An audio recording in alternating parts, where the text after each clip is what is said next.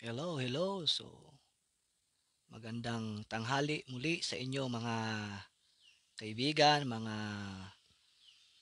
friends ko dito sa Facebook. At tayo muli ay narito, magkwentuhan muli tayo, ano? So, ito yung aking second live.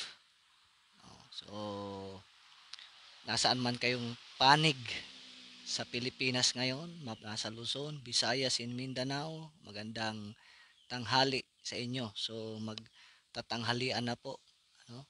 Pero para sa akin ito yung bakante kong oras na nandito na lang ako sa aking duyan, no? Paduyan-duyan lang tayo dito pero magkwentuhan tayo, no? So ang pag-usapan natin ngayong araw ay tungkol sa diyan sa caption, I am justified by the faith of Christ, no? So yan yung ating pagkukwentuhan ngayong uh, katanghaliang tapat. Ano? So, kumusta sa inyo dyan? Kung kayo ay uh, nasa amang kayo panig, nasa Amerika, kasi may mga kaibigan ako dyan sa Amerika eh, no? So, nasaan man kayo ngayon, umaga, tanghali, gabi, ay binabati ko kayo ng magandang araw. Okay? So, ngayong pag-usapan natin itong justification by the faith of Christ. So, yung ating uh, verse ay matatagpuan dito sa Galatians chapter 2 verse 16. Ano? So sabi niya dito, knowing that a man is not justified by the works of the law, but by the faith of Jesus Christ. Even we have believed in Jesus Christ that we might be justified by the faith of Christ and not by the works of the law. For by the works of the law shall no flesh be justified.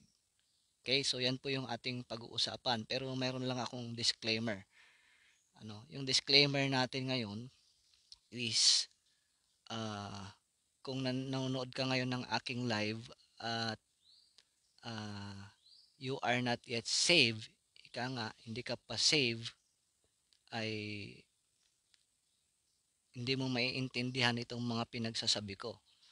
Ano, kasi sabi sa Corinthians, yung natural man, hindi niya kayang intindihin ang mga spiritual na bagay o yung mga tungkol sa spiritual. So itong ating pag-uusapan ay spiritual, no? So kung hindi ka patiyak sa iyong kaligtasan ay uh, pag-isipan mo ito, ano? So ano yung pag-iisipan mo? Kailangan mong pag-isipan na tiyakin mo talaga na ikaw ay ligtas at siguraduhin mo sa iyong sarili na ikaw ay ligtas. So paano ba natin masisigurado sa ating sarili na tayo ay ligtas? Meron nga bang assurance of salvation na tinatawag? Kasi nakakalungkot, no? Lalo na sa mga karamihan ngayon is naniniwala sila na may assurance of salvation pero may pero, ano? Kahit na save ka, kung nakagawa ka ng isang kasalanan, madidisqualify ka, no? So kailangan mong ma-save ulit. And then cycle, nakagawa ka ulit ng kasalanan the next day, kailangan mo ulit ma-save, no? Kasi yung belief nga na inilagay sa mga kaisipan ng mga naunang mananampalataya ay kung sakaling dumating ang tinatawag na rapture at meron kang kasalanan na hindi mo nahingi ng tawad sa Panginoon, hindi ka makakasama sa rapture, no? Pero sinasabi nilang may assurance sila of salvation. Pero paano mo i-reconcile yun na mayroon kang assurance of salvation and then yung belief mo nawawala yung kaligtasan, 'di ba? So hindi siya mag ah, tugma yung ganong belief, no? So importante na habang nandito pa tayo sa mundong ibabaw na ito, sa tagal-tagal na nating nag-aaral ng salita ng Diyos o Biblia, 'di ba? Kailangan hindi masayang yung effort mo, no? Hindi masayang yung effort mo, 'di ba? Anong ibig kong sabihin hindi masayang yung effort mo? Kasi nga nag-e-effort ka na mag-aral ng salita ng Diyos para magkaroon ka ng karunungan at magkaroon ka ng katiyakan ng iyong kaligtasan. So yun yung effort na ginagawa mo. You need to learn and study para makarating ka sa katotohanan. So aside from that, 'di ba? Kapag nalaman mo yung tamang tamang way para maligtas ka at magkaroon ka ng assurance, yun ang yun ang yayakapin mo, embrace mo na belief, 'di ba? So katulad yung pinag-usapan natin kahapon is uh, para maligtas ang isang tao ay kailangan mong mag-believe. Paano ka magbi-believe? How? Sabi ni Paul sa Corinthians chapter 15, 1 to 4 is believe that Christ died for our sin, was buried and rose again the third day according to the scriptures. So yun, no? So sa salitang believe, dito yun nag-process sa isip mo. Walang hindi ka diniktahan ng isip mo na may gagawin yung physical mong katawan, 'di ba? Walang ganoon eh. Kundi dito pa lang sa isip mo dito naniwala ka na doon sa death, burial, and resurrection ni Jesus Christ. At kapag yan ang ginawa mo ngayon din, kung hindi ka pa tiyak na ligtas ka, no? At kung yan ang ginawa mo, anong sabi sa Ephesians? Matapos mong maniwala, mag-trust, matapos mong marinig ang gospel, no? Ano yung gospel? Yung gospel is yung the death, burial, and resurrection of Jesus Christ. Pagkatapos mong marinig yan, anong ginawa sa iyo? Sinilyuhan ka ng Holy Spirit hanggang sa araw ng katubusan. So yan kapatid yung assurance of salvation, no? Na pinanghahawakan ko. No? Dahil yan yung nakasulat, ba? So maraming talata din sa Bible na nag nakasulat na ang salvation ng isang tao ay pwedeng mawala. Totoo, hindi natin idinideny yan. Ano? Marami tayong mababasa kaya nga merong mga nakasulat na ang mananatili hanggang wakas ay siyang maliligtas, 'di ba? So kailangan nilang pagsumikapan ma-maintain yung salvation nila, hindi sila makagawa ng kasamaan, kailangan maging righteous sila lagi sa Panginoon para ma-maintain nila 'yon.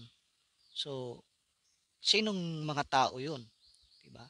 Kaya nga napakahalaga yung tinatawag natin na rightly dividing the word of truth. Kasi napaka-dangerous na angkinin mo yung mga kasulatan, yung mga teachings na hindi para sa iyo. Okay? So, ngayon, pag-usapan natin itong faith justified by the faith of Christ. Diba? Ako na, makikita nyo kung isi-search nyo yung aking cover photo at dyan sa aking bio, dito sa Facebook, yan ang nakalagay na verse, Galatians 2:16 tsaka 21. Diba? Yan ang aking paborito, isa sa mga paborito na verse. Bakit? Kasi nung naintindihan ko siya, doon ko na-appreciate, doon ako naliwanagan mula doon sa paniniwalang nawawala ang kaligtasan, no? So bakit yan yung paborito kong topic? Kasi yan yung diyan ako galing eh. At alam ko marami pa akong mga mahal sa buhay na nandyan sa ganyang paniniwala. So yan din yung aking burden. So kung isa kayo sa mga nanonood ngayon dito sa Facebook Live, isa ka sa kamag-anak ko o isa ka sa mga kakilala ko, consider mo tong sinasabi ko, no? So hindi tayo magdidebate dito. Ito sinishare ko lang yung nasumpungan kong joy at katotohanan, 'di ba? Tungkol dito sa faith of Jesus Christ. So napakahirap kasi ng sitwasyon na kung saan ay buong akala mo save ka na pero hindi pala, no? So kailangan nating ma-sure. So dito sa Galatians 2:16, noong nag-compare ako ng mga scriptures, especially dito sa King James Bible and dito sa modern versions, itong popular is yung New International Versions. Doon ko nakita kung ano yung difference, no? So wala akong copy ngayon ng New International Version. So bakit ko lagi itong sinasabi? Dahil in general, karamihan na ngayon, no, karamihan sa mga nagki-claim na sila ay part ng evangelical churches, born again Christians, no? At kahit na mga Baptist, no?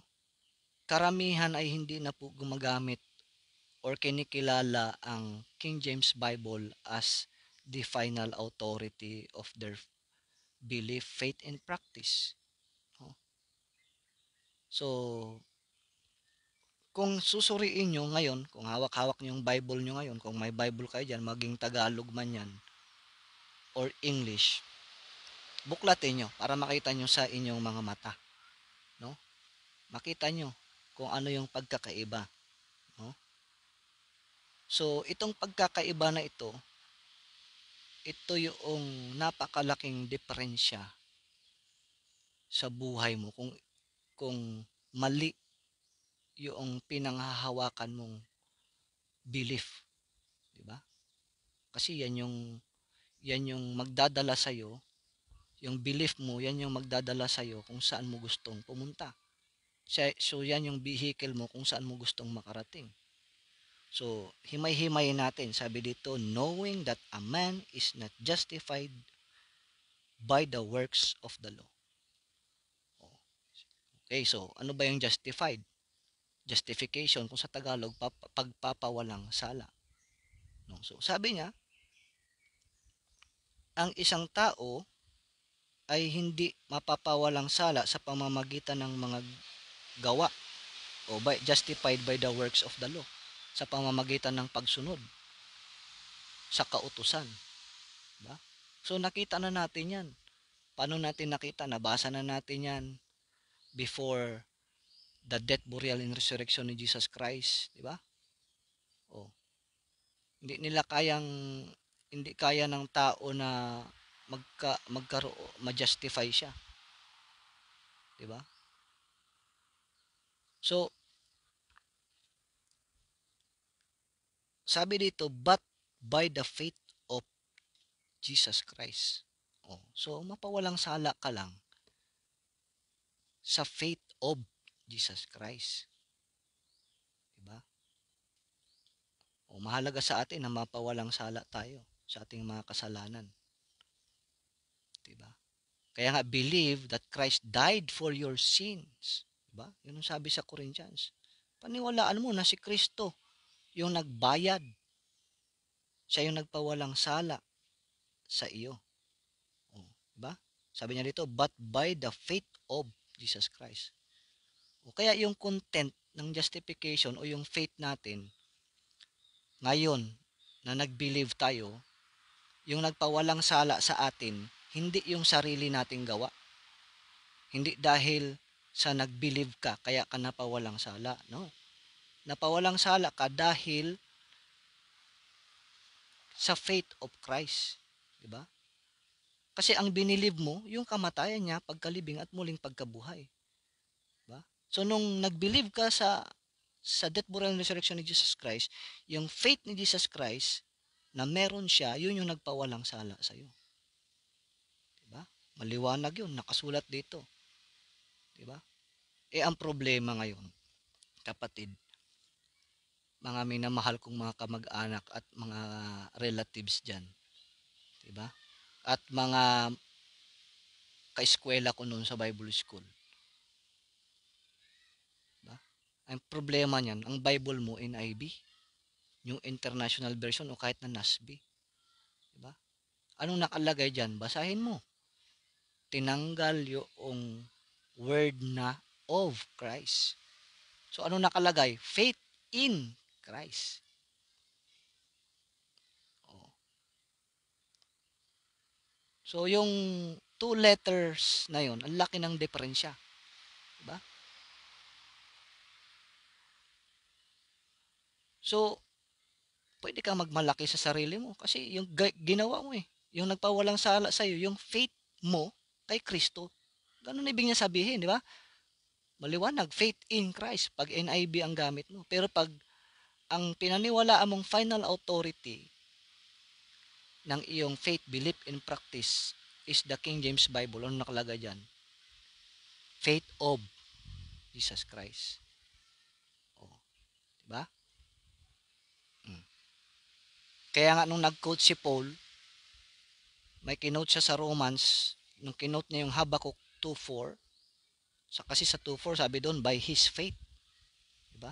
By his faith, o faith ng tao. Pagdating kay Paul, from faith to faith, sabi niya, diba? The just shall live by faith. Oh. Ang mga matuwid shall live by faith. So ang tinutukoy niyang faith doon is the faith of Christ.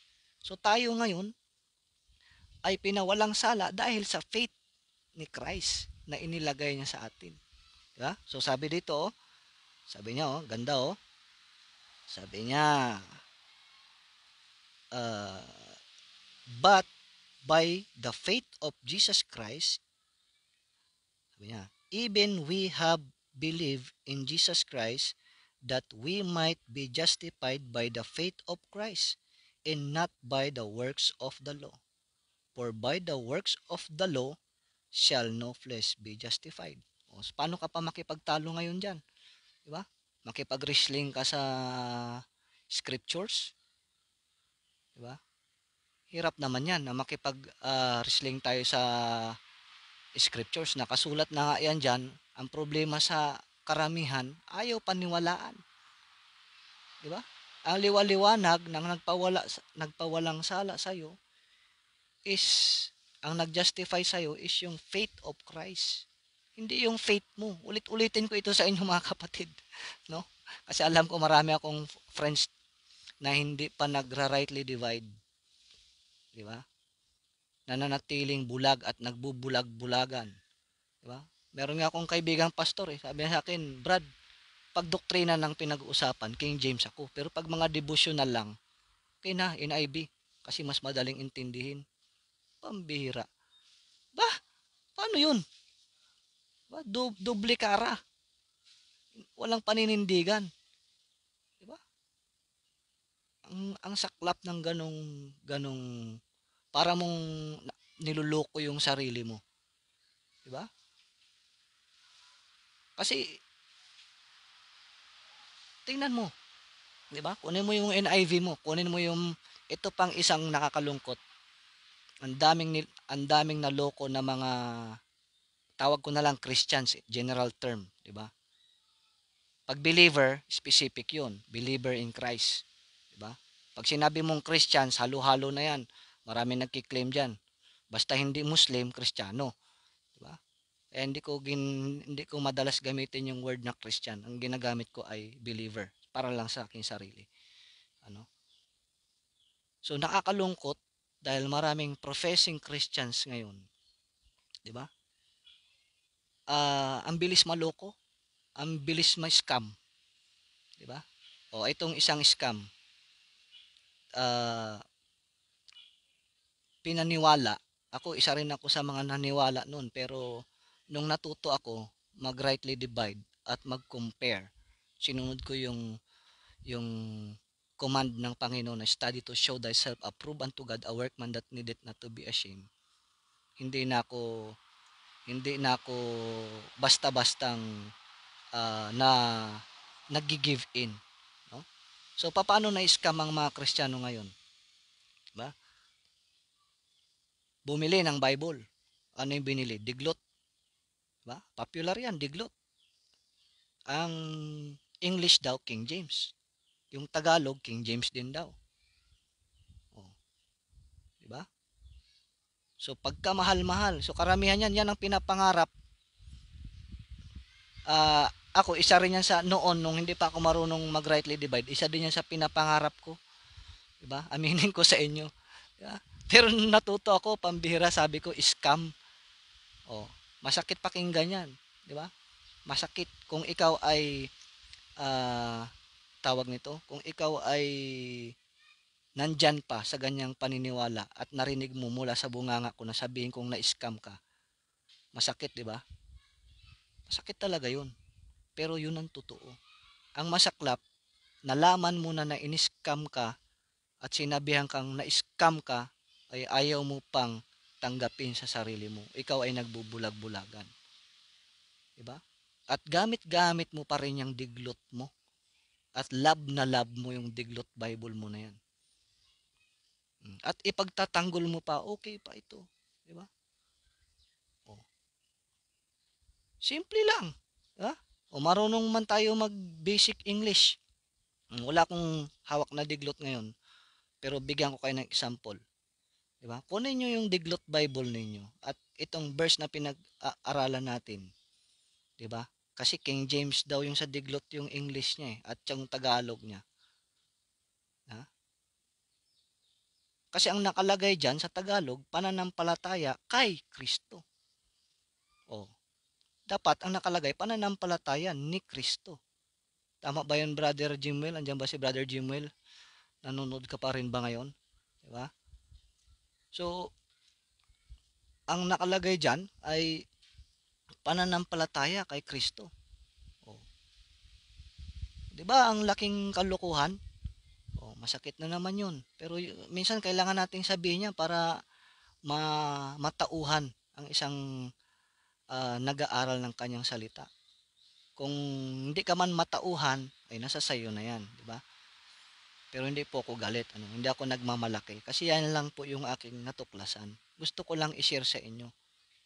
Kailangan nakakalungkot, binigyan na kayo ng opportunity, ibinahagi na sa inyo yung mga natuklasan namin at pilit naming isinishare sa inyo ang problema, ang nakakalungkot, kami pa ang sasabihin yung mga kulto. Di ba? Sino nakaka-experience ng ganyan na yung mga RD daw ay mga kulto? Di ba? Oh. So, sabihan ka ba naman ng kulto? Di ba? Pero okay lang, di ba? Ganun talaga eh. Oh. Kasi kakaiba ka eh, di ba? Pero sa halip na matuwa sila, matuwa ka dahil na, na natulungan ka na mabuksan yung iyong mata, di ba? Ako nagpapasalamat ako sa Panginoon, bakit bulag na hutong mata ko na tong isa, ito 10% na lang natitira. Oh, pero nakita ko yung liwanag ng salita ng Panginoon. Diba? Oh. Faith of Christ, yan ang nagpawalang sala sa atin. Mahirap bang intindihin yon? Diba? Mahirap siguro kung sarado yung isip mo. Oh, diba? Kaya ganun na lang po yung kaming mga nagra-rightly divide, yung aming eagerness sa pag-share. Alam nyo, sa totoo lang, mas matapang po ako ngayon mag-share ng salita ng Diyos compared noong hindi pa ako marunong mag-RD. Kasi sa totoo lang, 'di ba? Nung hindi ka pa marunong mag-RD, yung mga difficult verses, o katulad yan, nakarating ka sa mga seemingly contradict, di mo kayang solve. 'Di ba? Kung nakita nyo yung post ko diyan, 'di ba? Kaya yung post ko diyan na nilagay ko nung isang kahapon mo, isang araw, wag mo na daw alamin kasi mystery nga eh. Totoo 'yan. Yung pinost ko na 'yan, reality po 'yan. 'Yun ang mga palusot ng mga hindi marunong mag-rightly divide. Ba't mo paalapin? Mystery nga eh. O pag tinanong ka ngayon, what is the wisdom of God hidden in a mystery? Kung hindi ka nagra-rightly divide, kaya mong sagutin. Hmm. Allergic na allergic po dyan yung sa tanong ko na yan yung mga hindi marunong mag-rightly divide. Diba? So, dako tayo dito sa verse 21. Sabi niya dito, at 20, sabi ni Apostle Paul, I am crucified with Christ. Nevertheless I live, yet not I, but Christ liveth in me, and the life which I now live in the flesh, I live by the faith of the Son of God. Oh. Ito yung isa sa mga identity ng isang believer. Katulad ko na I live by the faith of Christ. Oh, diba? Kaya nga importante ano yung tingin sa iyo ng Panginoon. Diba? Kailangan mong maunawaan kung ano yung tingin sa iyo ng Panginoon. O ano yung nangyari sa iyo bilang isang nag-believe. Kasi kung hindi mo alam yung mga nangyari sa iyo, paano ka mabubuhay? O paano mo isa sa buhay? Biro mo, nabubuhay ka ngayon by the faith of Christ. Tapos mag-imot-imot ka. Di ba? Ano pang sabi? May verse pa nagsasabi na you have the mind of Christ. O, tapos mag-imot-imot ka. Di ba? Simpleng kahirapan lang dito sa mundo, nasasyak ka. Di ba? Tayo po na mga followers, tayo po na sumusunod sa yapak ni Apostle Paul. 'Di ba? Expected mo na 'yung mga persecution na 'yan. 'Di ba? Expect mo na 'yan. So ano 'yung persecution? 'Yung persecution, 'yan 'yung pinersecute ka dahil sa pag-share mo ng gospel. Anong isa example? Nilayuan ka ng kaibigan mo. Ako, danas ko po 'yan. 'Yung mga dati kong kaibigan, mga pastor na mga kaibigan, wala, di na ako pinapansin. 'Di ba? Oh. Parang pag nakakasalubong ka, parang wala lang nangyayari. 'Di ba? Parang hindi ka kilala, parang walang nakitang tao. Dahil ang branding mo, kulto ka, dahil kakaiba ka. 'Di ba? Oh. Which is nag-level up lang yung kaalaman mo. Naiwan kasi sila. Kasi kung hindi ka magra-rightly divide, kapatid, may iwan ka. 'Di ba? Mai-stuck ka dun sa paniniwala mo na which is tama naman siya dahil nakasulat sa Bible, pero ang problema, yun yung in-apply mo, inangkin mo, hindi para sa iyo. 'Di ba? Hindi para sa iyo yung scriptures na yun. So yun ang problema, 'di ba? Kaya pag sinabi sa iyo ng isang nag-aaral, nagra-rightly divide, Brad, mali 'yan. Hindi yan para sa atin, magagalit ka ngayon. 'Di ba? Magagalit ka ngayon. Oh. So, napaka-dangerous po nang hindi ka mag-rightly divide kapag hindi mo to sinunod. Bakit? Nangaangkin ka. Ulit-ulitin ko yan. Nangaangkin ka ng hindi para sa'yo. Without realizing. No? Hindi mo na realize sa sarili mo. Nangaangkin ka ng hindi pala para sa'yo. Tapos questionin mo ang Diyos pag may nangyari sa buhay mo na na hindi hindi o katulad nito, isang example, dadako tayo doon, no? So, isang example is ang pinakamabigat na usapin sa panahon ngayon na umiikot, 'di ba? Is tungkol sa pera, 'di ba? Hindi tungkol sa physical pera kundi tungkol sa pag-ibig sa pera, 'di ba? Pag-ibig sa pera. Kasi yung pera, o yan na naman. Inano naman yan ni NIV, 'di ba? Iba na naman ang pagkakasulat diyan. Sa King James, the love of money is the root of all evil. Oh, pero sa ibang version, parang tinanggal na yung love eh. Diniretso na lang money. Kaya tuloy ngayon, pag pinag-uusapan yung pera, ay ang daming hindi nagkakaintindihan. Diba? Parang sa church. Oh, sa mga churches ngayon, diba? Takot na takot silang pag-usapan tungkol sa tithing. Diba? Oh. Ako, nagtuturo ako ng tithing. Diba? Pero ano yung content ng tithing na tinuturo ko? Yung tithing, magbigay ka kung yung tithing is para yan sa mga Hudyo. Diba? para yan sa mga 11 tribes. Tinuruan yung 11 tribes na magbigay para doon sa Levita kasi walang makain. Oh, diba? Kaya nga ngayon, may nagsabi sa akin na matanda sa iglesia. Siya daw 20% magbigay. Good. Kung ganun. Diba? Kung kaya niya. Pero pinagmamalaki niya. Pero kung titignan mo kasi sa mga, kung aralin mo yung tungkol sa tithing na yan, diba? Ang masama kasi, ang itinuturo ng karamihang tagapagturo ngayon, na kapag hindi ka nagbigay ng tithe, ninanakawan mo ang Diyos. Oh, nakasulat naman yun, di ba? Ang problema, pag tinignan mo yung tithes, pag nagbigay ka, andoon yung ano yung mga ano yung mga promises kapag nagbigay ka ng tithes. At ano yung mga consequence kapag hindi ka nagbigay ng tithes. Oh, 'di ba ang excuse po. Excuse yan. 'Di ba ang promise doon kapag nagbigay ka ay bubuksan yung durungawan at ibubuhos lahat ng blessing. Literal 'yun. So ngayon, ganun na lang example natin, 'di ba? Kung applicable yung tithes sa panahon natin ngayon, ay subukan mong magbigay at abangan mo kung yung lalagyan mo ng bigas kung aapaw ba yan, 'di ba?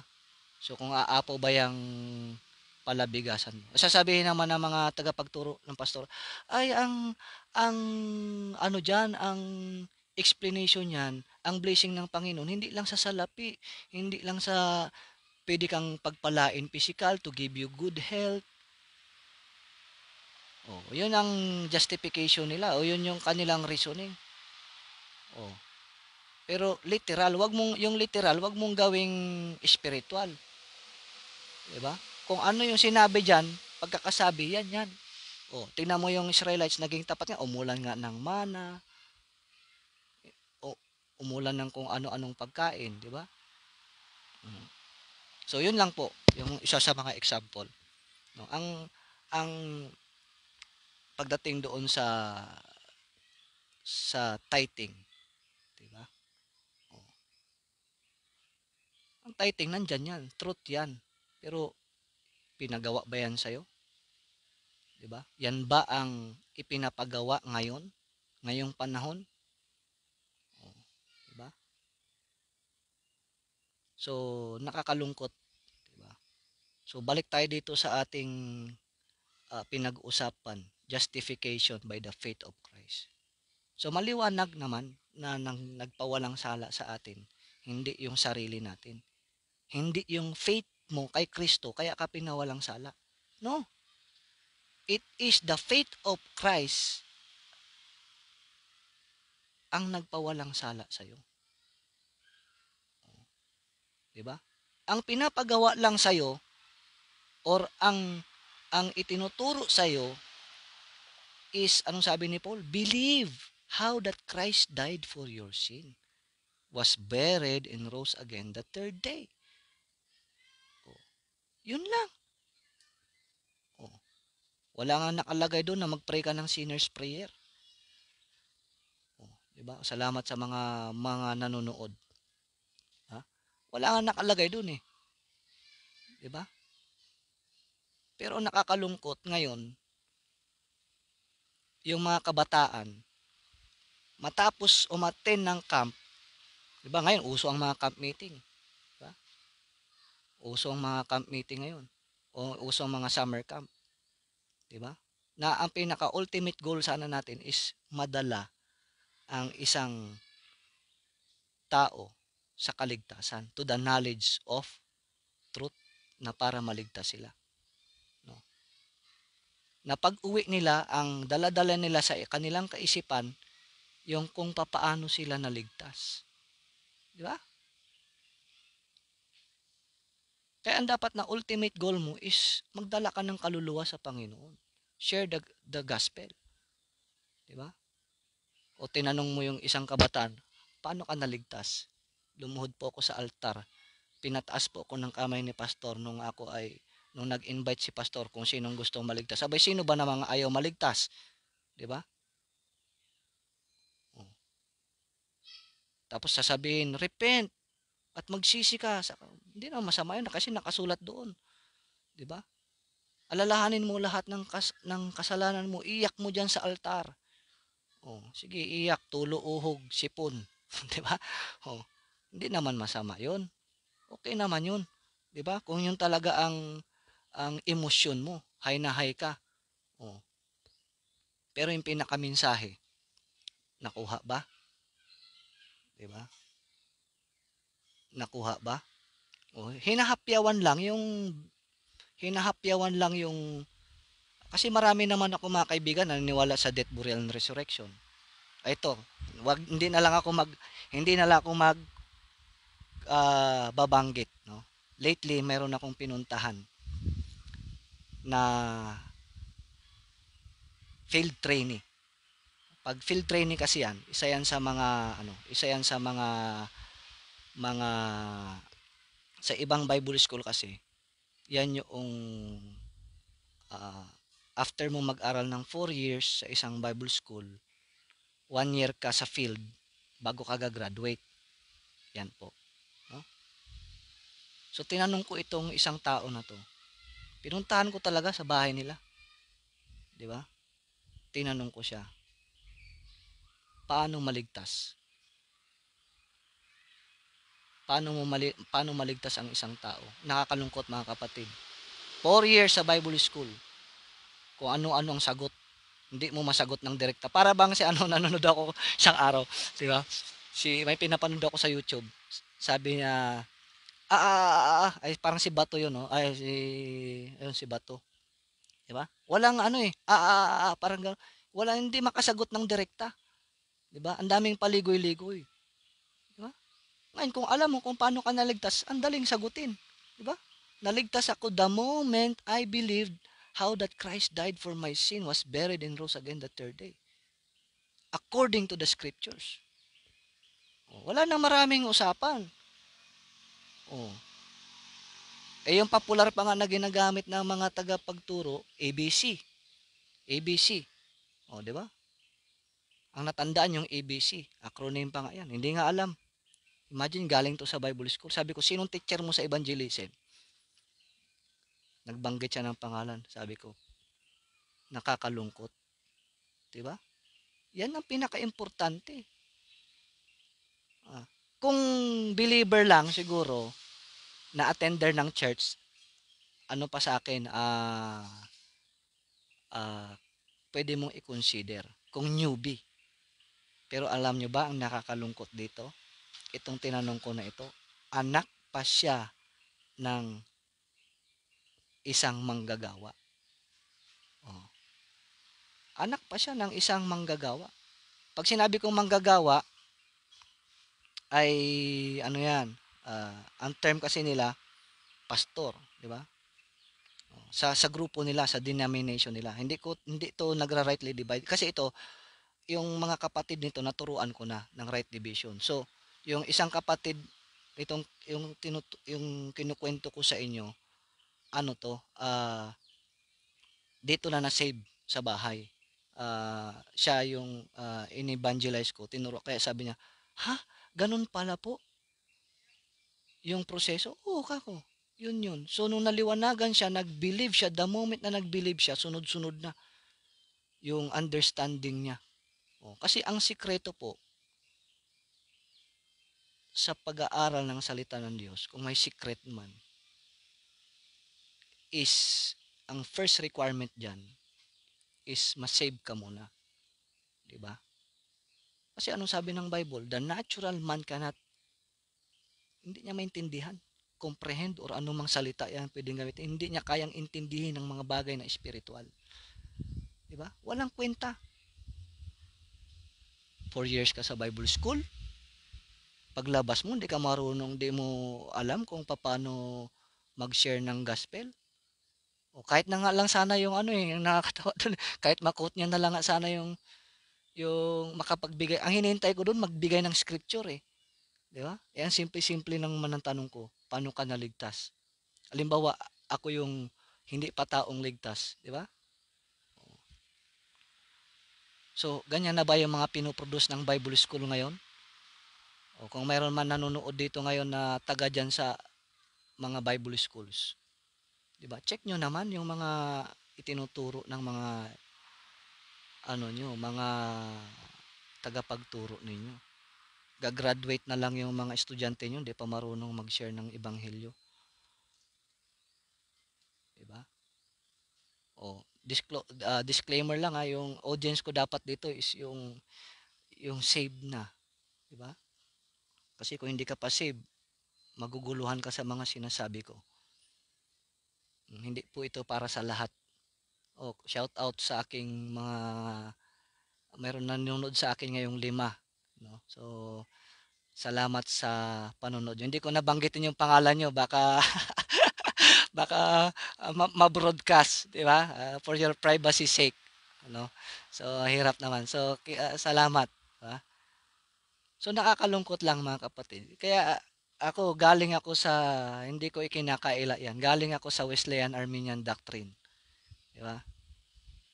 At hindi lingid sa akin dahil laking nung nasa Bible school ako, paborito kong area library, 'di ba? Nung panahon na maliwanag, malakas pa yung paningin natin, mahilig ako magbasa ng mga books, 'di ba? At nandoon sa library namin noon sa school, commentary kasi Wesleyan Arminian Theology, 'di ba? Wesleyan Arminian Theology. Ano galing, 'di ba? So, pag sinabing Wesleyan, ang alam na natin diyan, ang kinikilala ng mga grupo na yan na isa sa mga tinitingalang theologian, walang iba kundi si John Wesley. Correct? Oh. So, mga Methodist, mga Wesleyan, mga Nazarene, yan, mga grupo na yan, mm, 'di ba? John Wesley. So, kung titignan mo yung commentary ni John Wesley, ang gamit King James Bible, 'di ba? King James Bible. Oh, sa English 'yan. Tapos ngayon, ang ituturo, kumbaga ano yung King James, palamuti na lang, 'di ba? Dahil doon sa kaisipan na nilason ng kaaway na sabi mahirap intindihin ng King James. Mahirap pa o talagang ini-scam. Yun na lang yung term natin kasi yan yung pag sinabi mong scam, madaling intindihin na word yan. Yan ang common na word. Oh, 'di ba? Ini-scam yung mga estudyante. Bakit? Tingnan mo, kunin mo yung King James mo, kunin mo yung diglot mo, kapatid. 'Di ba? Yung mga nandito ngayon, kunin mo yung diglot mo, may diglot ka. Pag sinabi nating diglot, King James daw yung English niyan, yung Tagalog niyan, King James din. Basahin mo ito ngayon, buksan mo, challenge ko sa iyo, 'di ba? Challenge ko sa iyo. Buksan mo yang Galatians 2:16, 'di ba? Yung word diyan na justified by the faith of Christ, 'di ba? Yung word na of. So kung itagalog mo yung of, anong Tagalog niyan? Pananampalataya ni Kristo. Dapat faith of Christ ni Kristo. Bakit nakalagay diyan? Kay. Yung Bible ko paano na Tagalog, poimen. 'Di ba? Uso yung poimen. Kaya iniwan ko na yan sila, 'di ba? So pagpasensyahan niyo po ako, mga nanonood sa akin ngayon o sa mga kanood ng replay. Kasi real talk lang po tayo, 'di ba? Kailan pa tayo mag-change of mind kapag huli na ang lahat? Ilang taon ka na sa pagse-serve? Saan ka nagse-serve? Binigay mo ang buhay mo, full commitment mo sa Panginoon, 'di ba? Ang masaklap, nasa mali yung commitment mo, hindi naman yan yung pinag-uusapan eh. Ang tanong, are you saved? How? 'Di ba? Kasi kung ang belief na pinanghawakan mo yun, nawawala ang kaligtasan, I'm telling you, straight to the point, you are not saved. Yes, hindi ako matakot magsabi sa inyong kapatid. Bakit? Bakit ko nasabi? Kasi, ang reasoning behind 'di ba? Ingat na ingat ka na hindi ka magkasala para ma-maintain mo yung righteousness mo. O, o sinong may hawak ng kaligtasan mo ngayon? Ang Panginoon ba? O ikaw? O, simple, ano bang tawag doon? Logic? Reasoning? O bahala na kayo, di ba? O, kasi yan yung nangyari sa akin. Di ba? Kaya ako nag-seek ng truth dahil napagod ako sa kaka ano, kaka-maintain ng righteousness ko. O, di ba? Kasi yan yung tinuro na sa atin. Hindi ko rin sila masisi, yung mga nauna sa ating mananampalataya at nag-aaral ng Bible, kasi yan lang din ang pinasa sa kanilang aral. Ang tanong ngayon, natuto ka mag-rightly divide, nabuksan ng mata mo. Actually, nung nasa Bible school kami, tinuro na ito, kaya lang, hindi ko talaga na-internalize eh. 'Di ba? Sabi ko nga kahapon, ito yung paborito kong ano eh. Ito yung paborito kong isa sa mga subject, Doctrine 1, 'di ba? Lagi namin tong kinakanta araw-araw, study to show thyself approved unto God, a workman that needeth not to be ashamed. O kung sa Tagalog, isang manggagawang hindi kailangan mapahiya. Hmm. Bakit napapahiya yung mga manggagawa ngayon? 'Di ba? Simple problem, hindi kayang isolve sa loob ng church. 'Di ba? Dami ngayon, tingnan niyo yung mga simbahan niyo ngayon. 'Di ba? Tingnan niyo yung mga simbahan ngayon. 'Di ba? Napagod na yung tao kasi sa loob ng simbahan, daming politika. 'Di ba? Yung sarili ngang manual ng simbahan, hindi masunod eh. 'Di ba? Kasi ang daming ikinarga na mga katuruan ng mga theologians na sa halip na mag-focus dito na ito lang yung hawak-hawak na dapat pag-aralan, wala na. Eh, lumayo na nga sa King James Bible eh. Di ba? Napunta na nga sa modern version. O, paano ka ngayon makarating sa katotohanan? Yung hawak mo, kung sa kutsilyo pa, sa halip na double blade eh. Wala na, hindi na kaya. Di ba? O. So, salamat po sa mga nanonood. Ano? So, sige lang, dyan lang kayo. No? Kung nabibless kayo, manatili kayo. Pero kung hindi nyo makayanan yung mga binibitawan kong salita po, ay you're free to go. Ano? So, sinishare ko lang ito kasi ang concern ko, napakarami kong kaibigan. No? Ang dami kong kaibigan sa Facebook, sa mga dati kong, kasi anak po ako ng pastor. Ano? Ang dami nakakilala sa akin. No? Kilala po ako kasi yung tatay ko po dati ay nagturo din po sa Bible School. Yun po ang katotohanan. Kaya nga lang, sa Bible School na pinanggalingan niya, ang in-embrace niyang faith, belief, is yung nawawala ang kaligtasan. Diba? Kaya ganun na lang po ako ka-determined na i-share na merong assurance of salvation. Ano yung assurance of salvation? Diba? Nandyan sa Ephesians 1:13. Diba? O, basahin natin. Ephesians 1:13. Diba? Para klaro. Diba? Ephesians 1:13. Okay, so pagpasensya nyo na, medyo malabo po yung mata ko. At i-ano lang natin. Yan. So, Ephesians 1:13, sabi niya, in whom ye also trusted, after that ye heard the word of truth. Ano yung narinig? Word of truth. Ano yung truth?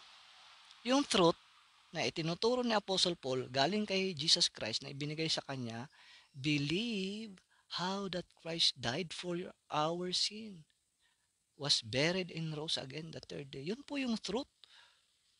Yun po yung gospel of your salvation. Yun po yung message, pinaka-ultimate na message. Diba? So magkaiba po yun doon sa isinisigaw ng 12 disciples. Diba? Ano yung tinuturo ng 12 disciples? Repent and be baptized. Diba? Magkaiba, diba? Laking diferensya. O paano mo ngayon i-reconcile? Diba? Kaya yung mga kagaya ko, dati, na ang paniniwala is nawawala ang kaligtasan. 'Di ba? Mag-isip-isip po kayo. At kung hindi mo pa kino-consider mag-rightly divide, gawin mo na. Pero make sure you are saved. Ilagay mo muna yung sarili mo sa tamang kumbaga i-secure mo muna yung salvation mo, yung assurance of salvation mo, yung seal. Dapat may seal ka ng Holy Spirit. Kasi anong sabi dito? Oh? Okay, tuloy natin. The gospel of your salvation. Oh, ito yung word of truth na narinig mo, diba? You heard at iyong pinagkatiwalaan. Sabi dito, in whom also after that ye believe. Oh, after that ye believe. Kapatid, after that ye believe. Dito, ang believe dito, wala dito. 'Di ba? Kasi itong puso, emotional to. Kaya nga tinawag tong ang ilalagay dito is breastplate of righteousness. Dapat maging matuwid dito righteous. 'Di ba? Yung puso. Kaya nga kung sa full armor, dito helmet of salvation. Dito nagpa-process yung belief system mo dito, 'di ba? Kung ano yung pinaniwalaan mo, oh, kasi yung mind mo ang magdidictate sa katawan mo, 'di ba? Oh, kaya ko na itataas itong kamay ko dahil yan may may sinabi yung isip ko na igalaw ko yung kamay ko, 'di ba? Kaya ko na igagalaw dahil inutusan ng isip ko. Okay? So, saan na tayo? Saan na tayo sa verse 13? Okay. After that ye believe, ye were sealed with that Holy Spirit of promise. Okay? Sinilyuhan ka ng Holy Spirit of promise. O, tuloy natin sa verse 14, which the earnest of our inheritance. Earnest. O, sa mga broker, dyan, nagbebenta ng lupa-lupa. Itong earnest na to, nasa kontrata yan, earnest money. Diba? Pag hindi pa kinas para yung mga bumili sa inyo, kailangan para mailak, kumbaga mai-reserve na yung slot, kailangan nila ng earnest money. Diba? O, ganun yan dito, diba? Earnest of inheritance until the redemption of the purchased possession unto the praise of our glory. O. So dito sa Ephesians 3:30, nandito po yung anong sabi dito? Ay 4:30. 4:30. Tingnan natin itong Ephesians 4:30. Sabi niya dito, and grieve not the Holy Spirit of God, whereby ye are sealed unto the day of redemption. Oh. So hanggang kailan ang seal? 'Di ba? O wag mo daw pighatiin ang Espiritu ng Diyos. Bakit? Wag mo siyang pighatiin. O kung sa common language pa, wag mo siyang palungkutin. Bakit? Siya yung nag-seal sa iyo eh. 'Di ba? So ang tanong, hanggang kailan ang seal? Di ba? Unto, sabi dito, ano yung exact word na sinabi niya? O, ye were sealed unto the day of redemption. O, paano mo ngayon yan kontrahin? Unto the day of redemption. Diba? Kasi yung mga kagaya ko noon, na naniniwala, ang laging tanong ko noon, nung nag-aaral pa ako, nung nasa transition ako, ang laging tanong, kasi naturuan tayo na mawawala yung kaligtasan eh, di ba? So pag nagkasala ang isang believer, ano na? 'Di ba? Kasi tinuruan ka nga mula pagkabata na kapag isang kasalanan ang magawa mo, di ka makasama sa rapture pag hindi mo na confess yun. Kailangan mong maligtas ulit. 'Di ba? Kaya ako noon, kung kaligtasan lang hindi ko na may ang dami. Not until talagang tinuldukan ko yung issue na yan sa buhay ko nung August 2011. 'Di ba? Lord, I changed my mind. Iwan ko na itong belief system na ito at I will believe your word. Papaniwalaan ko yung nakasulat na ang seal ko unto the day of redemption. Oh. Kaso maglalaban na naman sa isip natin. na naniniwala sa laws of salvation, anong maglalaban? E paano nagkasala ngayon? O anong magagawa? Eh, kasi ang daming mga verses na nakasulat din na kailangan mong manatili na holy. Oh. So, ang reasoning doon, kung nagkasala ka, unholy ka. Oh, 'di ba? So paano ka makapasok sa kaharian or makapasok sa langit? O, yan na naman ang reasoning eh. Yan yung nagpapagulo eh. Pero ang tip ko sa inyo, believe the scripture. Saka na yun. Saka nyo na himay-himay yung pag-aaral. Kasi kung himay-himay natin yung pag-aaral tungkol dyan, napakagandang pag-aralan. Marami kayong matutuklasan. So, kunti-kunti lang. 'Di ba? Ang importante is you are saved at meron kang assurance of salvation. Believe mo yan. Yan ang panghawakan mo. Yan ang i-believe mo. Ang silyo na nasa iyo unto the day of redemption. So, paano naman yung issue na nandito pa tayo sa lupa, nakagagawa tayo ng kasalanan? So, another pong pag-aaral yan. Siguro tomorrow, bukas. Diba? Kung may chance, i-topic natin yan. Kasi ang gandang pag-aralan yan. Kasi dyan na naman nagkakaroon ng awayan itong mga laws of salvation at saka itong once save always save, 'di ba? Kasi yung nag-coin ng once save always save, yan yung mga grupo ni Calvin, 'di ba? Correct me if I'm wrong. Pero sa amin kasi, sa akin na nagra-rightly divide, ang sa akin once save always sealed. Oh. Hindi once save always save. Kasi sa akin, pag yan ang once save always do, may katotohanan naman yan, pero yung nag-coin kasi ng ng phrase na yan is doon sa grupo ng mga Calvinist, 'di ba? Oh. Kaya sa kanila, which is I do not agree, okay lang na magkasala, Brad. Okay lang kasi naman eh, chosen na tayo at predestinate, 'di ba? Oh. Yan ang reasoning nila. Yan ang belief nila. Okay daw na magkasala kasi they are chosen and predestinate. No? 'Di ba? Kung ibabangga mo sa Word of God, anong sabi ni Paul? Shall we continue in sin? No, God forbid. Diba? God forbid. Oh. Kaya ito na naman na mga galing sa kung galing ka sa paniniwala na loss of salvation, nasa transition ka pa, 'di ba? Nasa transition ka ng belief mo.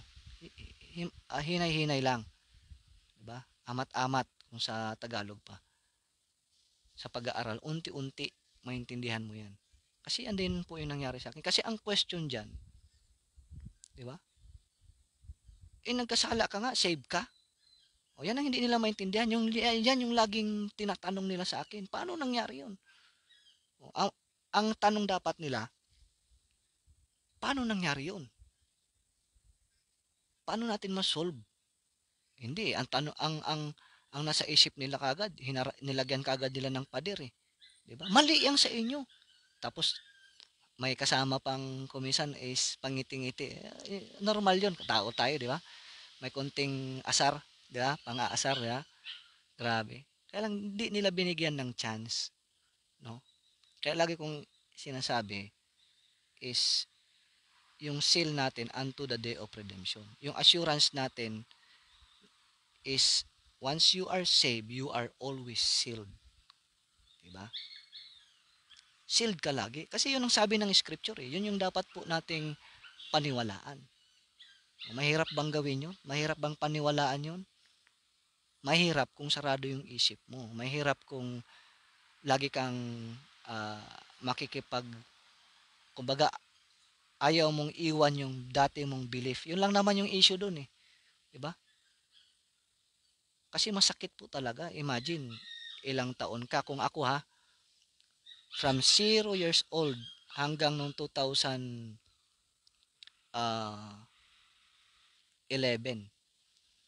O, ilang taon na ako noon. nag, tumigil na po kasi ako sa pagkwenta nung 40 years old na ako. Nakarating na ako ng 40. so, sensya na, diba? Ilang taon yun? Ipagpalagay na natin 20 years, 30 years, nadala-dala mo yun, tapos biglang sasabihin, nung nakita mo yung scripture, mali pala yung, yung isinasabuhay mong paniniwala. Diba? Grabing struggle nun. Kaya mga guys, tiyaga-tiyagaan lang natin yung mga kamag-anak natin, di ba? Yung mga nandito na nakapakinig sa akin na RD na, di ba? Pag-pray natin sila na bigyan nila ng chance. Unang-una ma-save sila.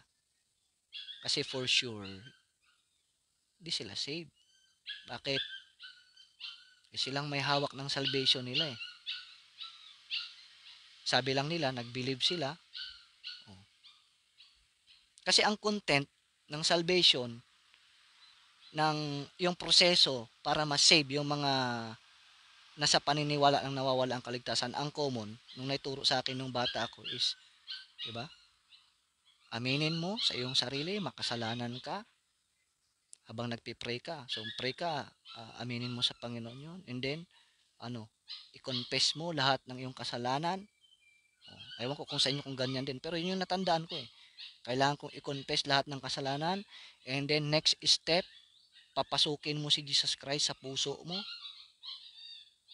Oh, yun yung common, di ba? Kasi sabi, kumakatok daw si Jesus Christ sa puso mo. Di ba? Ang verse pa niya sa Revelation ba, kung di ako kamali, kumakatok siya, kaya papasukin mo si Jesus Christ sa puso mo na siya ang maghari sa buhay mo. O, di ba? Saan ka pa dyan? Ngayon, na-realize ko, sabi ko,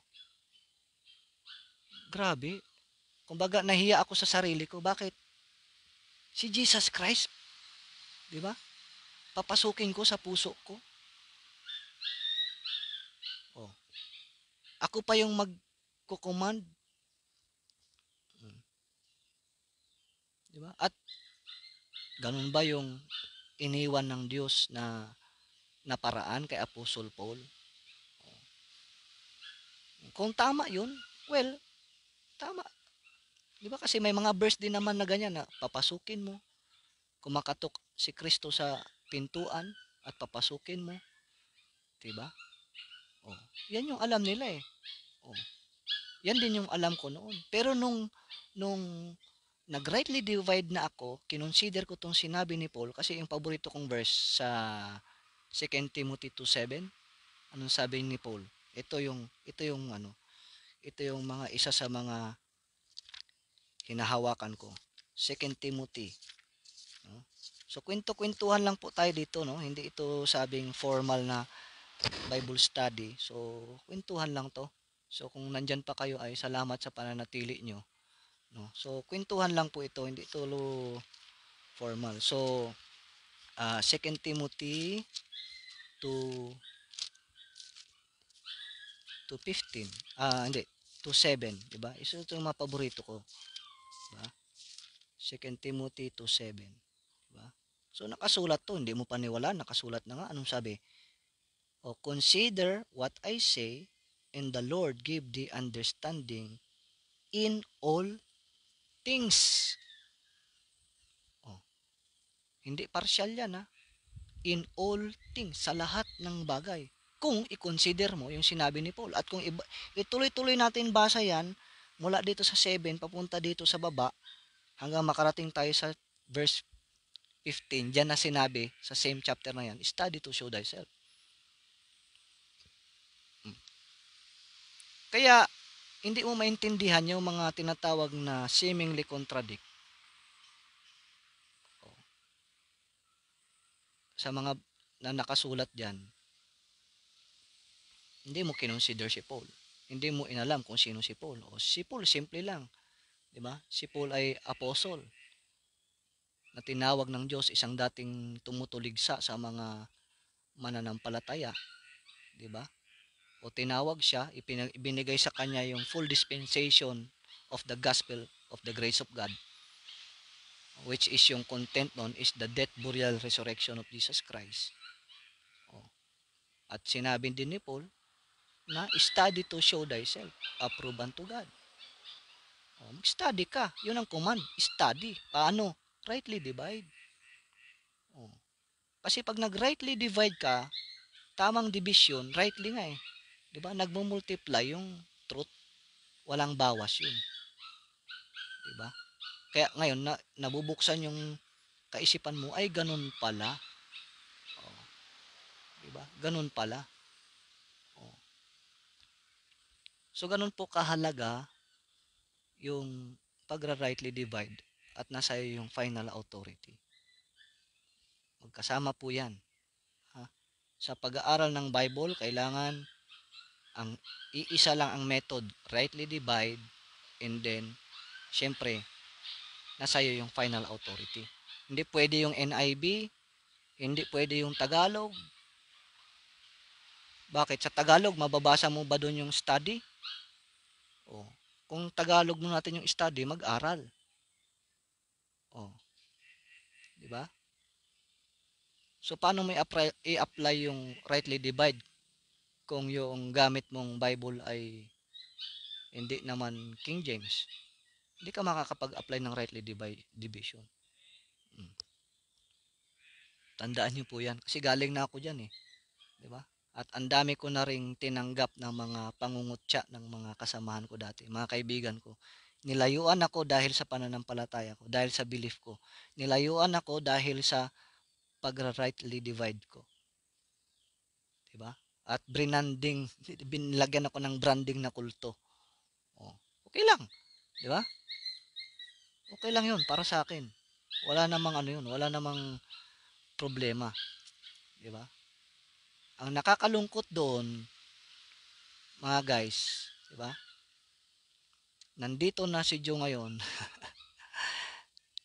itinuturo o isinishare sa inyo yung Word of God. Ayaw nyo pa, kumbaga, hindi mo pa kinonsider. Diba?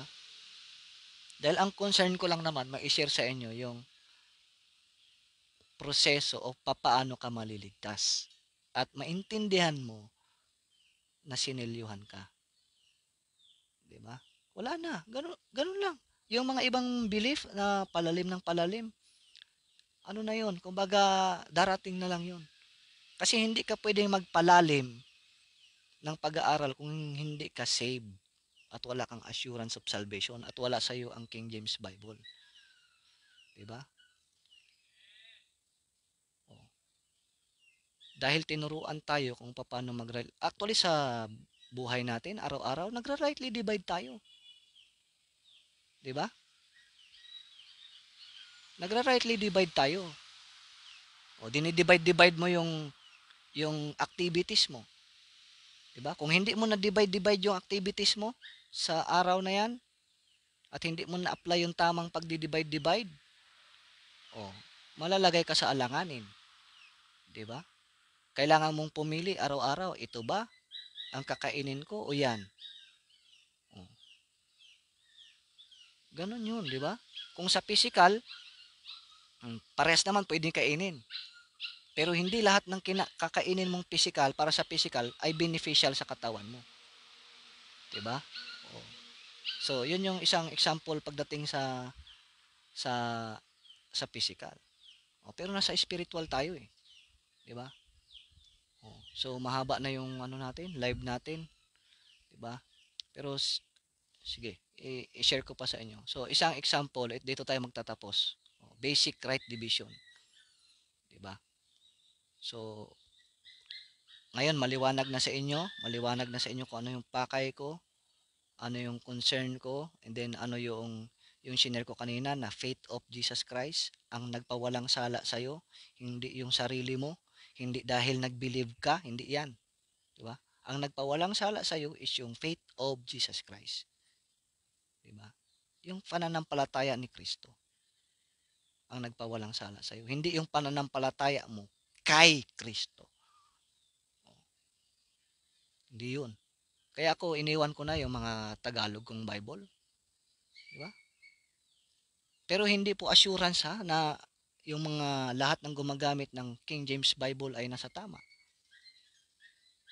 Bakit? may isang malaking grupo sa Pinas ng Bible nila King James, di ba?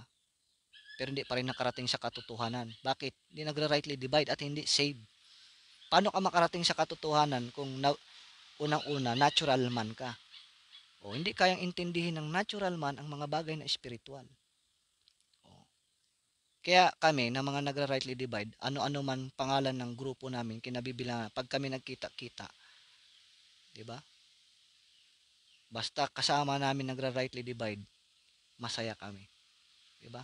Kahit anong pangalan ng church yan, hindi yan importante. Ang importante sa amin is we have the final authority and we rightly divide the word of God, the word of truth. So, bibigyan kita ngayon, iiwanan kita ng isang problema at pag-isipan mo kung paano ma-solve. No? So, siguro yung audience ko dito, bago pa lang nakarinig, diba? Bago pa lang kayo nakarinig sa akin. So, ang sagot nito, pwedeng bukas, di ba? So, ito yung problema. Bibigyan kita ng problem na isolve mo. So, exercise, di ba? Kung natatandaan nyo, sa Old Testament, di ba, may verse diyan na ang sabi diyan is buhay sa buhay, ngipin sa ngipin, mata sa mata. O, yung mga lumaki sa simbahan, di ba? Hindi ko na ma-quote kung saang sa Old Testament. Pero nandyan yan. Di ba? Hindi ko ma-quote yung eksakto. Yun yung naging naging problema ko yung pagiging matandain sa reference kung saan. Pero sinisikap ko naman, 'di ba? So sa Old Testament may nakasulat na mata sa mata, ngipin sa ngipin, buhay sa buhay. 'Di ba? Kaya nga 'yun yung mga sinusunod ng mga kilala natin ngayon na mga ibang grupo na kapag may nakagawa ng kasalanan, pag may pumatay, pinatay yung kamag-anak nila, papatayin din nila. Kasi buhay sa buhay, ngipin sa ngipin, mata sa mata. So nasa Old Testament yan, truth yan. Hindi mo pwedeng tanggalin yan sa salita ng Diyos. Kasi all scripture is given by inspiration nga. Diba? So yun. Diba? At yun ang sinusunod nila. Hanggang ngayon, may sumusunod niyan. Diba? Kaya lang, pag buhay sa buhay ang in-apply mo ngayon, is paano naman yung batas ng Pilipinas? Diba? Hindi pwedeng gantihan. So, ang pangalawang problem na nandyan din sa Bible na truth din is yung sinabi ni Jesus Christ nung nasa earthly ministry siya. So, ano yan? Diba? Kapag ano dito, yung sa common na pasalita natin, sinapak, di ba? Yan yung common natin ngayon eh. Common na ginagamit na word. Kapag sinapak ka dito sa pisngi mo, ibigay mo itong kabila. Di ba? Oh. Kapag binato ka ng tinapay, anong gawin mo? Batuhin mo ng peanut butter na nakabuti. Di ba? Oh, di ba? Pero ang point natin doon, kapag ang sabi, ang command is kapag ito, ibigay mo pa yung kabila. Optional ba yon? Diba? Hindi yun optional. Kailangan mong gawin yun. Kailangan mong i-obey yun. Literal yun. Oh. So may tinanong nga ako dyan eh. Sabi, ano kaya Brad? Sapakin ko yung kabilang piece mo, ibigay mo pa yung isa? O, anong sagot? Subukan mo at magkaalaman tayo. Diba? Oh. So problem number 2 na yun. Ngayon, dako tayo sa problem number 3. O, lahat yan truth ha, nasa Bible yan ha. O, ang problem number 3, yung sinabi ni Paul sa Romans, if possible, live peaceably. O, diba? Kwentuhan lang tayo. If possible, live peaceably. Hanggat maari, mamuhay ka ng payapa. Tatlong truth. O, ano ngayon dyan ang susundin mo? Kaya mo ba yan na sundin ng sabay-sabay? Be honest to yourself.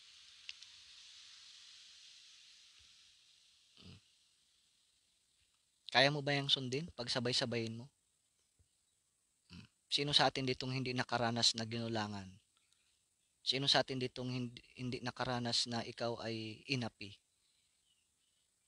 Oh. Sinong hindi nakaranas sa atin dito na inasar ka ng kapatid mo? Diba? Ginulangan ka ng kapatid mo, ginulangan ka ng kaibigan mo. Meron bang hindi nakaranas yan dito? O nung mga bata tayo, sinong hindi nakaranas sa mga lalaki? Siyempre, mahilig tayong magkipaglaro. Kung minsan may suntukan pa, di ba? Pag hindi ka gumanti nung bata ka, kawawa ka, sabihin sa'yo, wala, takot, takot, di ba? O gaganti ka rin naman. O. Ngayon na matatanda na tayo, natuto na ba tayo sa buhay kung paano mag-rightly divide? Di ba? Tagal na natin nag-aaral ng Bible. O. Brad, pastor, sabi ng kasamahan mo sa church, galit na ako sa kapitbahay ko na yan. Ang dami ng pang-aasar ng ginagawa niya sa akin. Hindi ko na matiis. Papatulan ko na. Paano natin, paano mo ngayon i-encourage sa Word of God? Kasi sabi nung kabrad mo, pastor, nabasa ko eh. Buhay sa buhay. Ngipin sa ngipin. Ano explanation gagawin mo ngayon? Saan ka uhugot? Diba?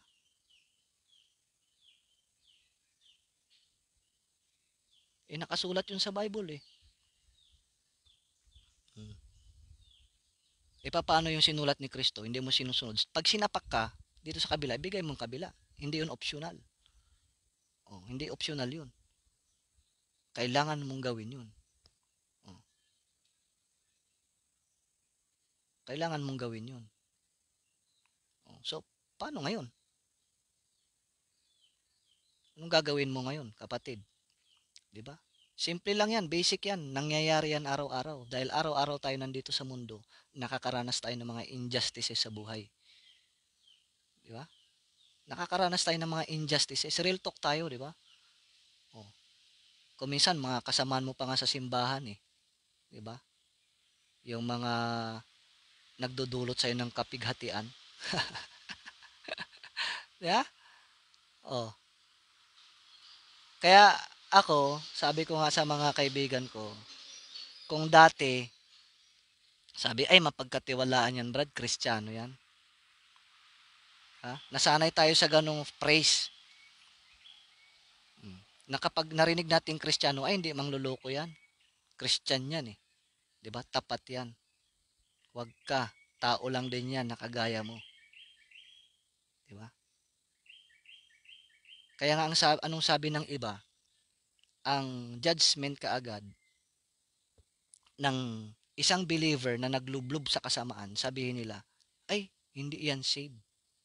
Hindi yan totoong save. O, di ba? Yan ang judgment. Yan kaagad. O, isang believer, naglublob sa kasamaan, may example yan sa Bible, sa na natin talakayan yan, magandang example yan, baka bukas, pag-usapan natin yan. Di ba?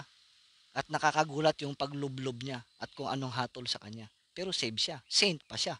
O, di ba? O, ngayon, pag di ka marunong mag-rightly divide, di ba? Hirap kang unawain yun.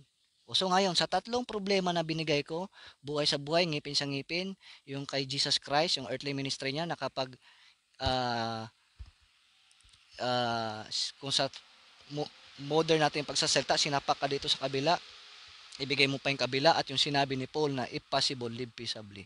Alin sa tatlo ang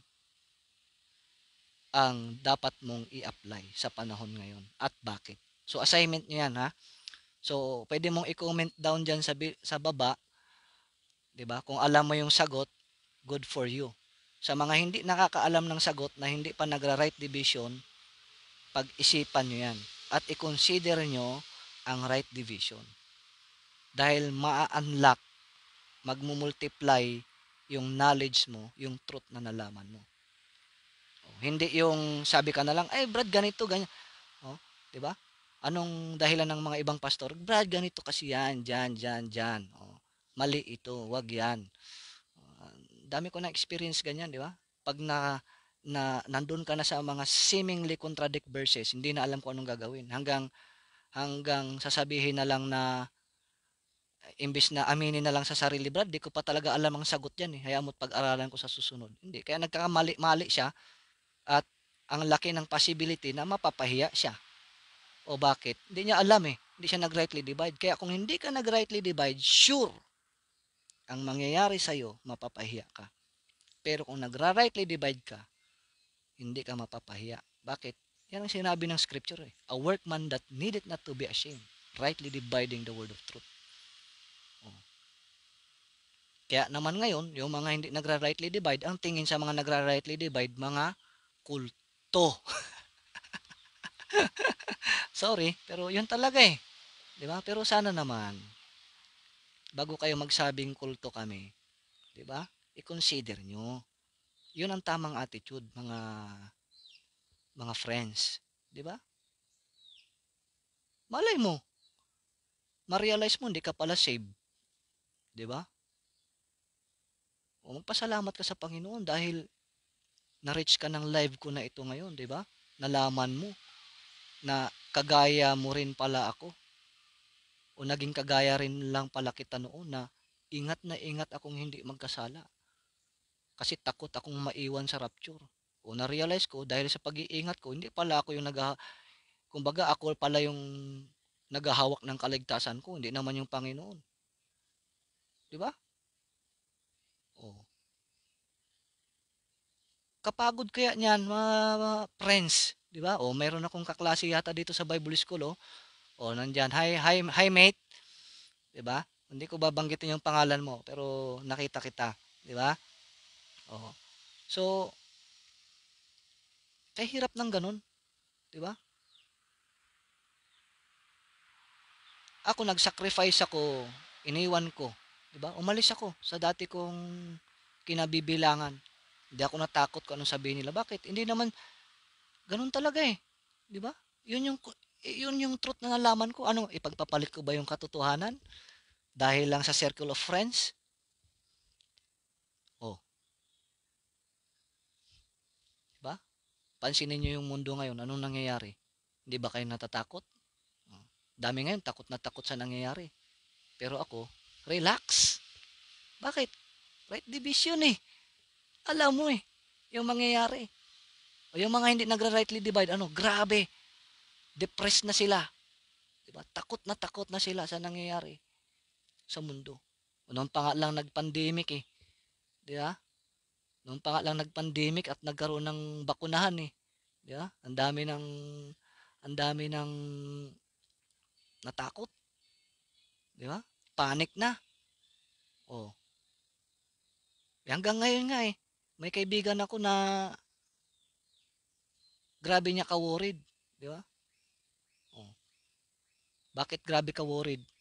Isinisharean ko nung may isinishare ako na ginagawa ko.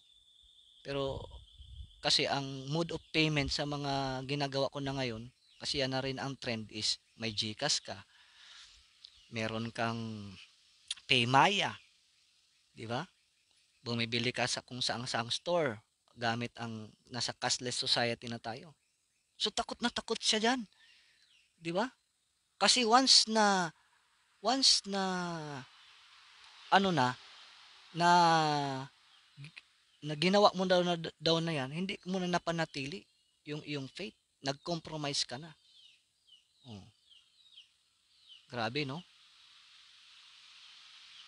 Kasi nakalagay din naman sa Revelation, di ba? Pero hindi pa nangyayari. Ang paghahari ng one world government, hindi pa yan nangyayari. Di ba? Practice pa lang ngayon. At for sure, kapag nangyari ang one world government, wala na tayo dito. Tayo na mga nagra-rightly divide. At na tayo na mga nakay Kristo. Di ba? Na nasa body of Christ. Bakit? Anong pangako sa atin, no? Aalisin tayo dito, redemption. O, maabutan mo pa ba yun? Hindi na. Kaya dangerous po kapag hindi ka nag-rightly divide. Nandyan na po yan, matagal na po yan na nakasulat. Diba? Paniwalaan mo na lang at sundin yung scripture na yan. Diba? paniwalaan mo na lang at sundin yung scriptures na yan. Mahalaga po sa buhay natin na mayroon tayong kinikilalang final authority. Dahil pag sinabi natin final authority, submit tayo dyan. Diba? So, submit tayo sa final authority and then i-practice natin ang right division para maintindihan natin yung programa ng Panginoon sa buhay natin at maintindihan natin yung mga nangyayari sa kapaligiran natin para magkaroon tayo ng peace of God.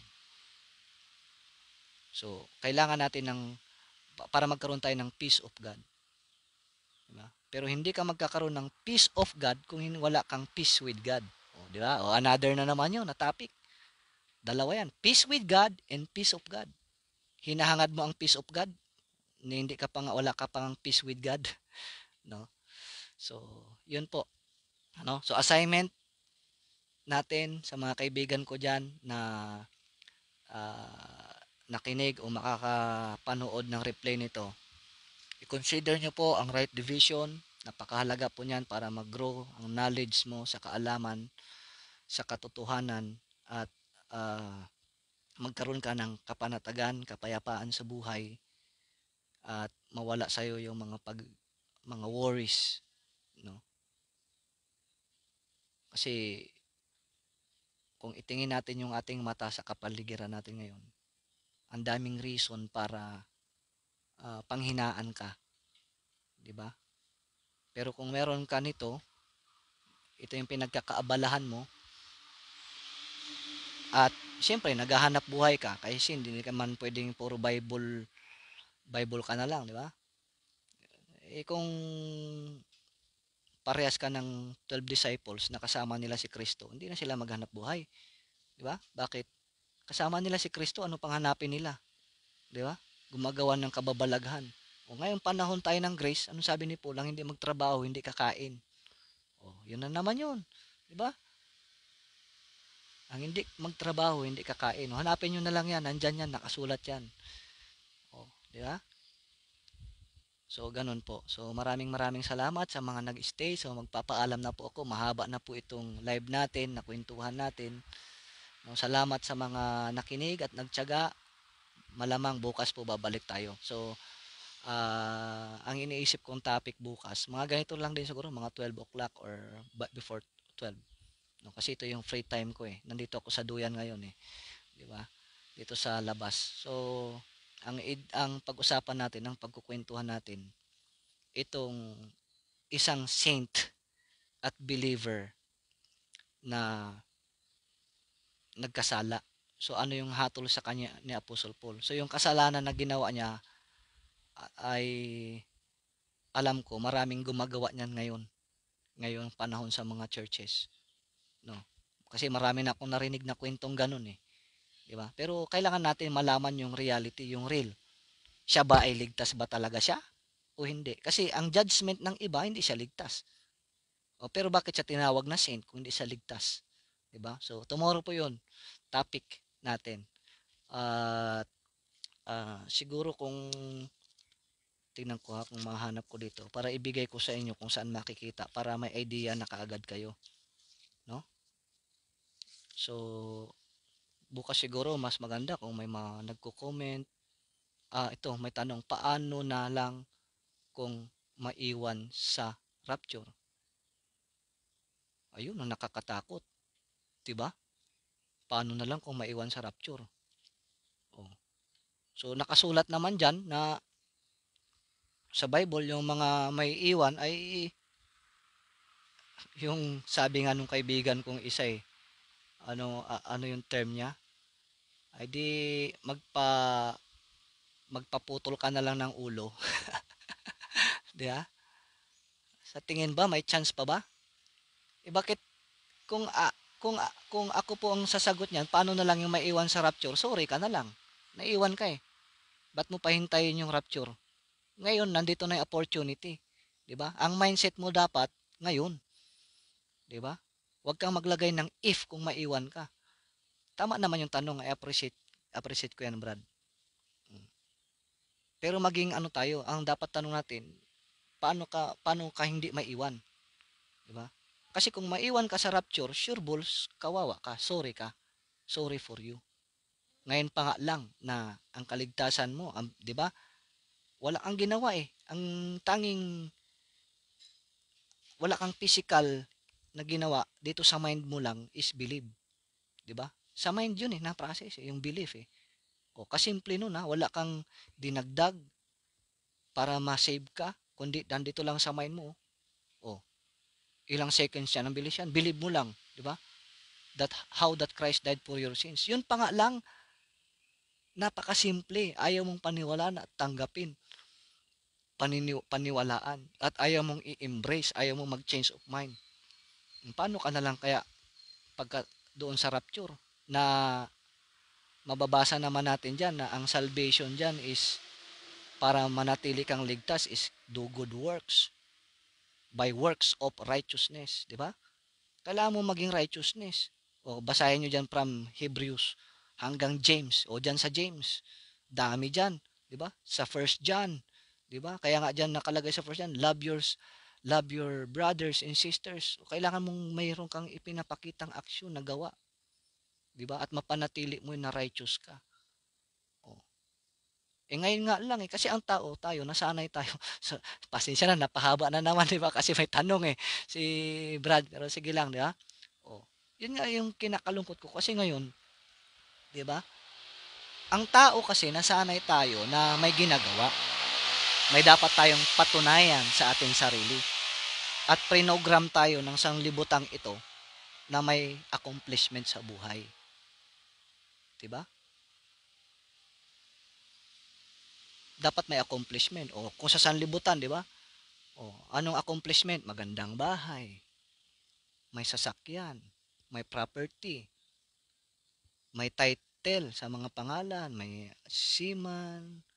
O, hindi naman masama yan dahil nasa mundo ka. Pero na-program ka kasi na may ginagawa ka. At achievement mo yun. At kapag nangyari yun, proud na proud ka sa sarili mo. 'Di ba? Ano yun eh? Pwede mong sabihin, ito, naging matagumpay ako. Walang tumulong sa akin. Nakaya ko sa sarili ko. O, 'di ba? Lalo na kung kung nag-isikap ka naman talaga, hindi naman masama yun. Kaya lang, na-program na ng ganun na may ginagawa ka.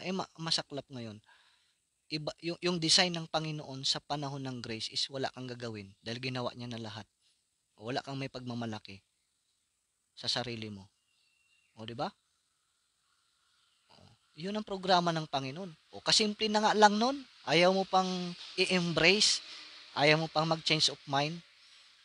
O, kaya, kung hindi mo yan ginawa ngayon, naabutan ka ng rapture, sorry for you.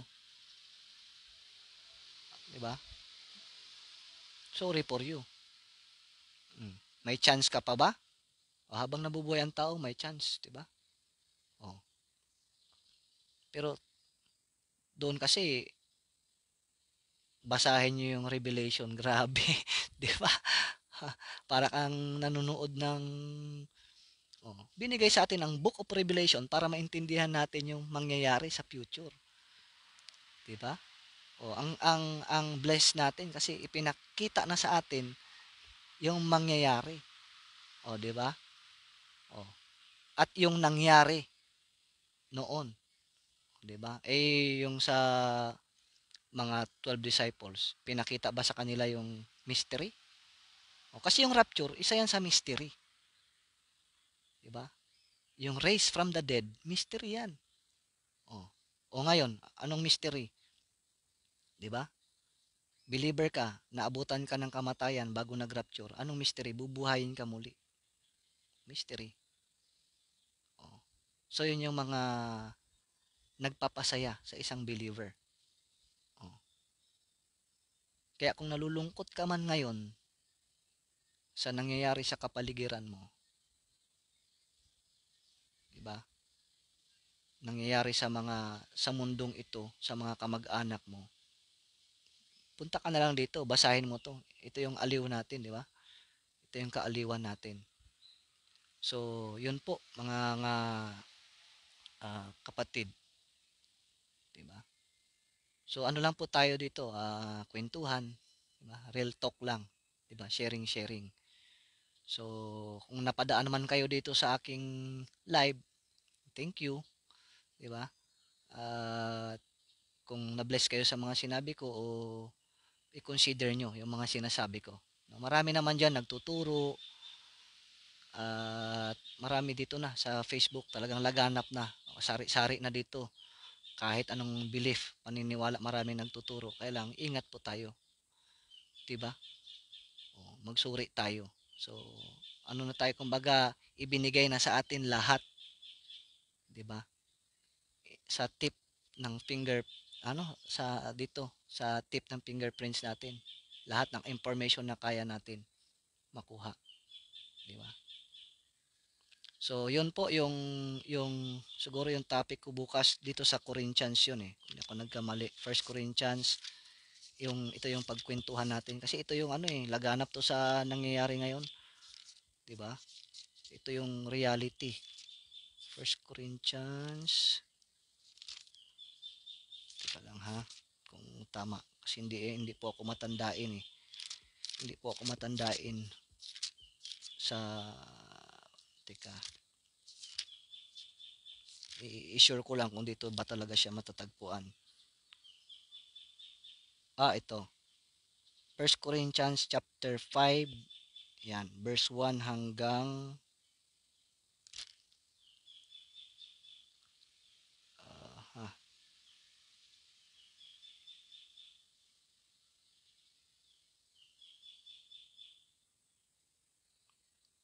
siguro basahin nyo na lang the whole chapter, no? Chapter 5, First Corinthians. So yan yung itatopic o gusto kong pag-usapan bukas. Kasi reality yan eh, 'di ba? At marami na rin akong siniran diyan, hindi sila makapaniwala na may ganyan silang nabasa. Kasi ako nung unang na-encounter ko rin yan, nagulat din ako, na-shock ako. Oh, ganon, 'di ba? Oh. Pero nakasulat eh, 'di ba? Kailangan natin pag-usapan kasi nangyayari yan ngayon. At tandaan ninyo, ang Corinthians, Book of Corinthians, tinawag silang saint. Pero carnal din sila at the same time, di ba? Oh, correct me if I'm wrong, di ba? Pero yan yung natandaan ko diyan, di ba? Saint sila. Oh. Kaya nga yung mga iba ngayon, pag ang judgment kaagad na yung isang believer na naglublob sa kasamaan o na talagang naglulublob, namumuhay sa flesh, ang judgment kagad nila, ay hindi yan totoong ligtas. Diba? Hindi daw totoong ligtas. Paano yung nakasulat dito? Okay? So, yun lang. Salamat po. So, hanggang dito na lang po yung ating live. Salamat po sa apat na nandyan na nanatili. No? At thank you sa inyong pakikinig. Mas maganda sana kung may ito. Sige, basahin ko lang ibang comment. Sabi dito ay maraming salamat po, nakaka-bless po. Ay, thank you, salamat naman. Mga mensahe, God bless. Ito pang isa, salamat po, brother, sa mensahe ng ating Panginoon Hesus Kristo. Okay, thank you rin po, salamat po. No? So, uh, I hope na itong mga na-share ko sa inyo ay nakapag-encourage din sa inyo at naging eye-opening, no? Tulad nga nung sabi ko kanina ay uh, maging blessing ito at higit sa lahat yung mga wala pang assurance of salvation is ito na yung chance na ma-sure nila yung assurance of salvation. Lalong-lalo na yung mga kasamahan ko sa dating paniniwala na ang kaligtasan ay nawawala. No? Yan yung concern ko na maabot. Hindi lang sila kasi ang dami kong kamag-anak, no? Mga kamag-anak na nandyan sa ganyang paniniwala. So kung isa ka man sa kamag-anak ko na nanonood ngayon, balikan mo tong replay ng live na ito. Okay? At tandaan nyo na uh, hindi ko ginagawa ito para magmalaki sa aking sarili, kung ano yung nalaman ko at kung ano yung meron ako, kundi sinishare ko sa inyo ito kasi naranasan ko yung freedom from the bondage of sin and death. no? So ika nga, pag may magandang nangyari sa buhay mo, kailangan mo itong i-share. Huwag mong sarilinin, 'di ba? So ito yung ginagawa ko. Ayaw kong sarilinin itong na-discover ko, nalaman kong truth, gusto ko ring i-share. So ito yung aking tanging makakaya sa ganitong paraan, sa kwentuhan na style, no, informal, no. So maraming salamat. Bye-bye and God bless.